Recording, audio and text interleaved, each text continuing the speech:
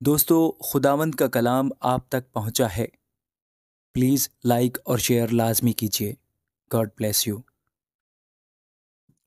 ہوشیہ 13 باب۔ افرائیم کے کلام میں ہیبت تھی، وہ اسرائیل کے درمیان سرفراز کیا گیا، لیکن بال کے سبب سے گنہگار ہو کر فنا ہو گیا، اور اب وہ گناہ پر گناہ کرتے ہیں۔ انہوں نے اپنے لیے چاندی کی ڈھالی ہوئی مورتیں بنائیں اور اپنی فہمید کے مطابق بت تیار کیے، جو سب کے سب کاریگروں کا کام ہے۔ وہ ان کی بابت کہتے ہیں جو لوگ قربانی گزرانتے ہیں بچھڑوں کو چومیں، اس لیے وہ صبح کے بادل اور شبنم کی مانند جلد جاتے رہیں گے، اور بھوسی کی مانند جس کو بگولا کھلیان پر سے اڑا لے جاتا ہے، اور اس دھوئیں کی مانند جو دودھ کش سے نکلتا ہے۔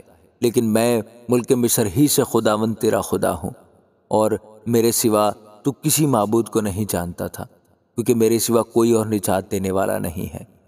میں نے بیابان میں یعنی خشک زمین میں تیری خبر گیری کی۔ وہ اپنی چراگاہوں میں سیر ہوئے، اور سیر ہو کر ان کے دل میں گھمنڈ سمایا اور مجھے بھول گئے، اس لیے میں ان کے لیے شیر ببر کی مانند ہوا، چیتے کی مانند راہ میں ان کی گھات میں بیٹھوں گا۔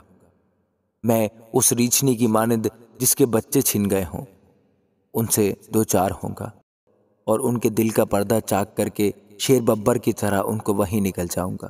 دشتی درندے ان کو پھاڑ ڈالیں گے۔ اے اسرائیل، یہی تیری ہلاکت ہے کہ تو میرا یعنی اپنے مددگار کا مخالف بنا۔ اب تیرا بادشاہ کہاں ہے کہ تجھے تیرے سب شہروں میں بچائے، اور تیرے قاضی کہاں ہیں جن کی بابت تو کہتا تھا کہ مجھے بادشاہ اور عمرہ عنایت کر؟ میں نے اپنے قہر میں تجھے بادشاہ دیا اور غضب سے اسے اٹھا لیا۔ افرائیم کی بد کرداری باندھ رکھی گئی، اور اس کے گناہ ذخیرہ میں جمع کیے گئے۔ وہ گویا درد ذہ میں مبتلا ہوگا، وہ بے دانش فرزند ہے۔ اب مناسب ہے کہ ولادت گاہ میں دیر نہ کرے۔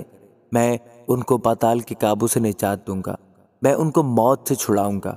اے موت، تیری وبا کہاں ہے؟ اے پاتال، تیری ہلاکت کہاں ہے؟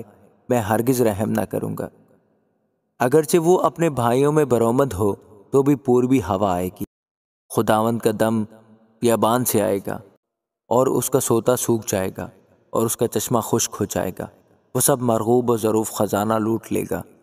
سامریہ اپنے جرم کی سزا پائے گا، کیونکہ اس نے اپنے خدا سے بغاوت کی ہے۔ وہ تلوار سے گر جائیں گے، ان کے بچے پارا پارا ہوں گے، اور باردار عورتوں کے پیٹ چاک کیے جائیں گے۔ آمین۔